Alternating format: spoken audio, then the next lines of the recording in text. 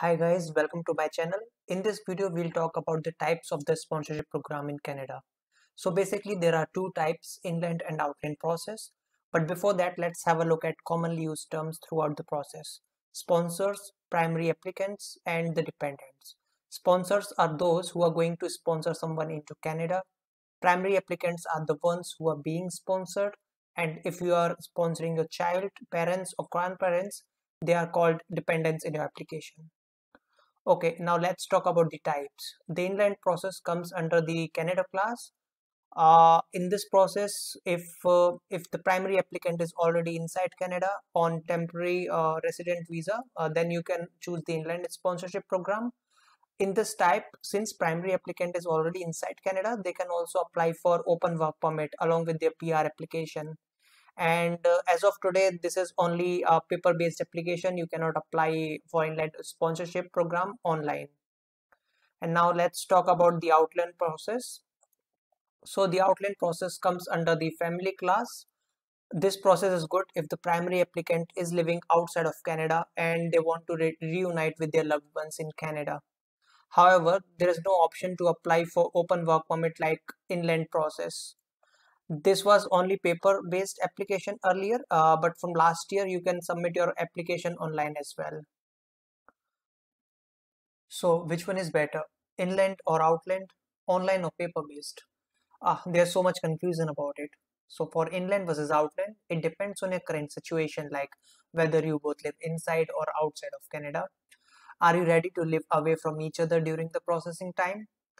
Are you aware of the travel requirements? Like for Outland, the sponsor cannot leave Canada when PR application is under process. Well, there is no such official rule, but make sure that you do not leave Canada for more than 3 weeks or unless it is absolutely urgent. Now, many couples are confused between choosing the application mode, whether they should apply online or paper-based. I personally chose online method because it was more convenient for me, but it all depends what you prefer.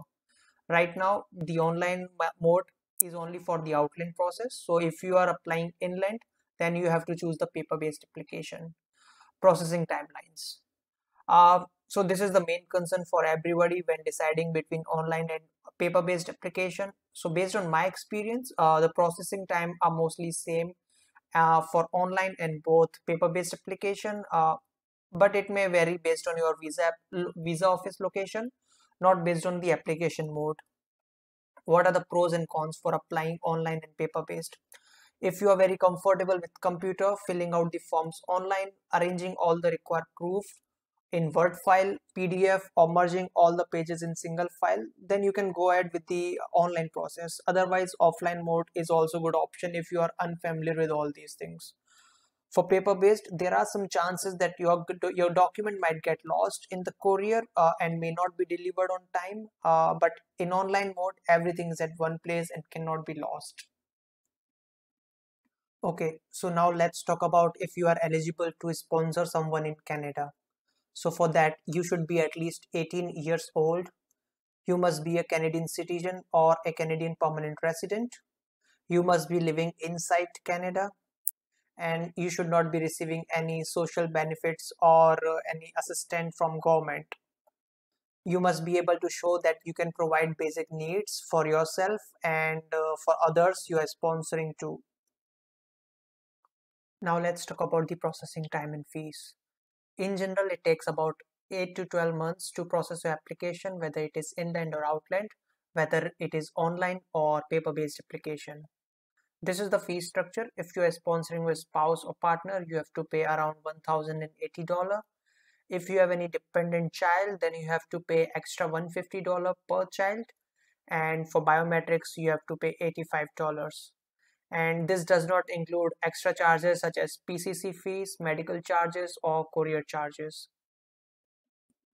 So these are the steps which you need to take in this process. The first one is get your application package ready. The second one is gather all your documents.